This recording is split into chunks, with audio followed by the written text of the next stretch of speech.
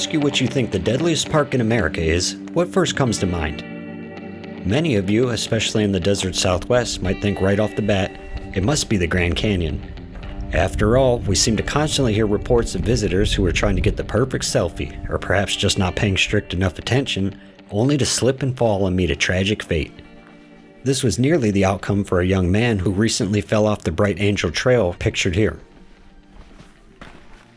Thankfully, his story had a different ending than most, as emergency crews were able to hoist him from the ledges and get him to treatment in Las Vegas before it was too late. Emergency responders at the Grand Canyon rushing to rescue a teen who fell over the edge. This morning, a 13-year-old boy's remarkable survival after he tumbled at least 70 feet from the edge of a Grand Canyon cliff. Afterward, he was rushed to a Nevada hospital. 9 fractured vertebrae, several broken ribs, broken hand, face was all messed up, back is all messed up, collapsed lung, ruptured spleen. Although badly injured, Wyatt will be going home soon. But with cases like these happening constantly, you would think that the Grand Canyon must be one of the most dangerous swaths of parkland in the U.S., and you'd be right. But it's not the deadliest. How about Yellowstone? Another place we constantly seem to see visitors not respecting nature or its boundaries, with regular reports of people having been gored by wildlife or scalded by millennia-old hot springs. One case from last year that involves a foot found inside the Abyss hot spring still remains unsolved. There have been some 20 recorded deaths from hot spring incidents at Yellowstone.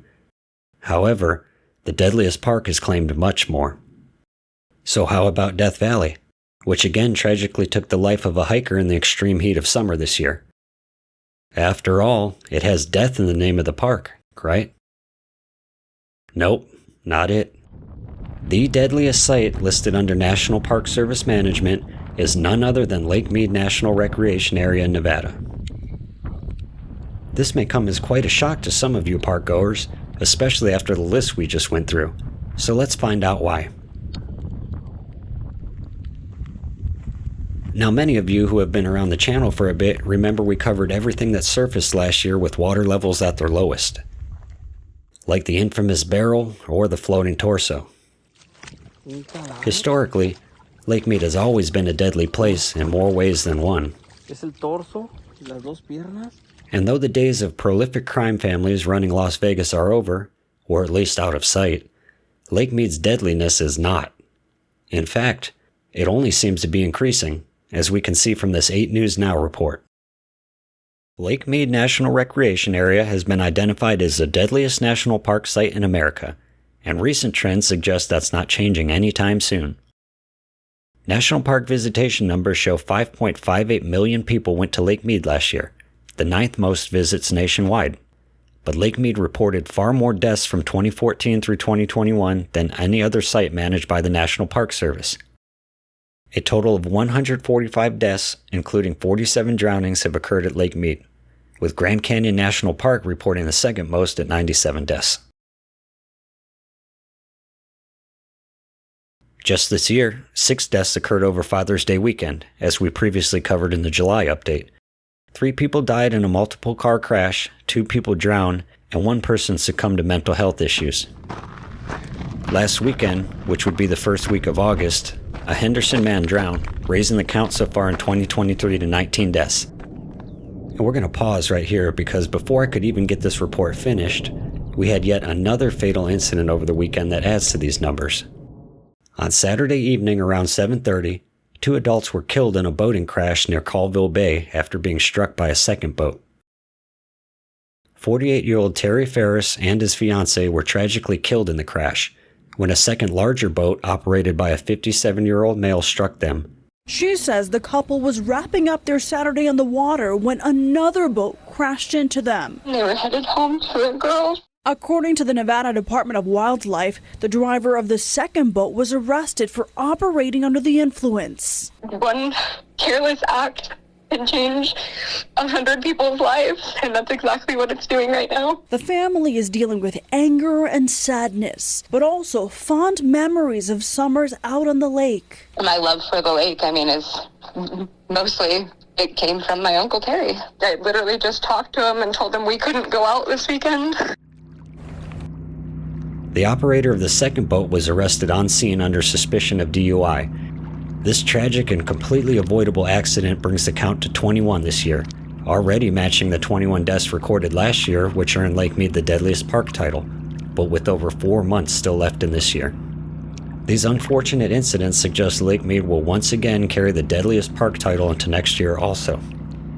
8 News Now investigators reported last year that 300 people have drowned in Lake Mead since it was filled in the 1930s. The decade with the most drownings was the 1990s, records show. As we watch the water levels slowly rise again just this year, we also see the incidents rising along with it.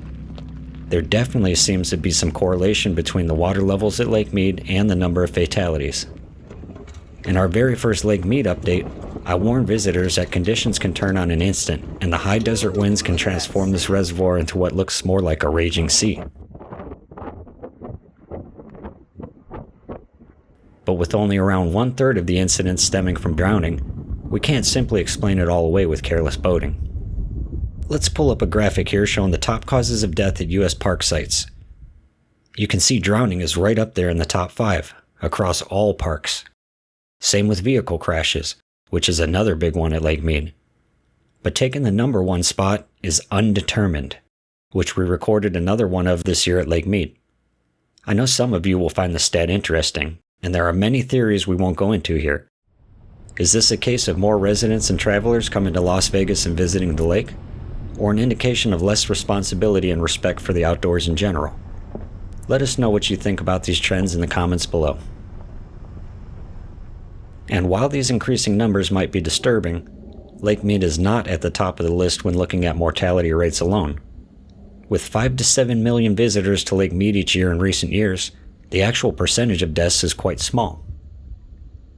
Not exactly something to hang your hat on, but topping mortality rates for 2014 through 2021 is actually a much lesser traveled park, North Cascades National Park in Washington, with 9 deaths and 220,547 visits. If any of you adventurers are planning to come out to Lake Mead in the future, please know your limits on the land and the lake. Bring plenty of water, boat smart and safe, and take advantage of the safety resources around the lake like these free life jacket stations near the beach areas. Remember to stay hydrated, stay happy out there, and we'll see you soon.